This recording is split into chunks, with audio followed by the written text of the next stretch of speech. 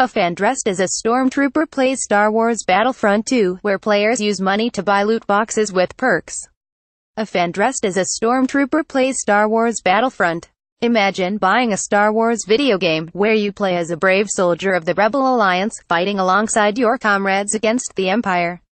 After battling through legions of Stormtroopers and droids, you get the chance to become Jedi Knight Luke Skywalker and defeat the Sith Lord Darth Vader.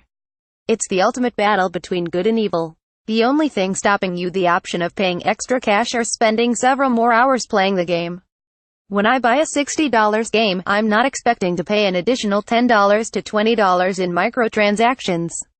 Whether it's for new costumes, season passes, special weapons, or additional maps, game developers are monetizing every aspect of what used to be rewards that could be unlocked by either cheat codes or completing the required goal.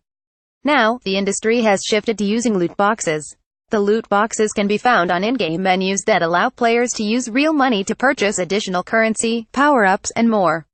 Last week, tensions around this purchasing practice erupted as angry fans of the new Star Wars Battlefront II took to Reddit messaging boards and social media to criticize game publisher Electronic Arts for their loot box system, where players could purchase crystals using real money to buy loot boxes with random items.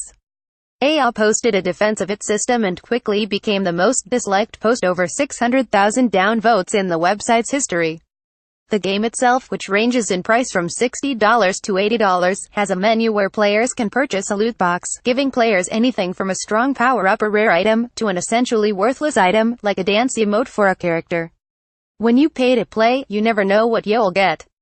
The loot boxes could potentially give players a competitive advantage, creating an imbalance in multiplayer matches and encouraging them to pay to win. There is something wrong with the idea of making players pay for in-game currency and rewards that would normally take several hundred hours of playtime to collect. EA, unfortunately, isn't alone when it comes to in-game purchasing. Loot boxes have begun to appear in all sorts of video games in recent years, from the popular Blizzard Entertainment first-person shooter Overwatch to the stealthy Assassin's Creed series.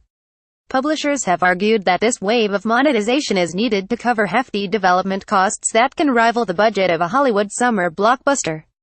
In fact, Activision spent $500 million on the multiplayer sci-fi shooter Destiny in 2014, including for marketing and global distribution. As a result of the player outcry, the night before the Star Wars game was released, EA decided to bow to players' demands and temporarily remove the in-game purchasing of crystals. The uproar over EA's in-game purchasing system should signify a turning point for the video game industry. The more mainstream microtransactions become, the more likely this will hurt the industry in the long run. It takes away from the fun of the whole process, when the quickest way to progress through the game is to fork over more cash. Spencer Whitney is the San Francisco Chronicle's assistant opinion page editor. Email Switney at sfchronicle.com, Twitter at SpenceWhitney.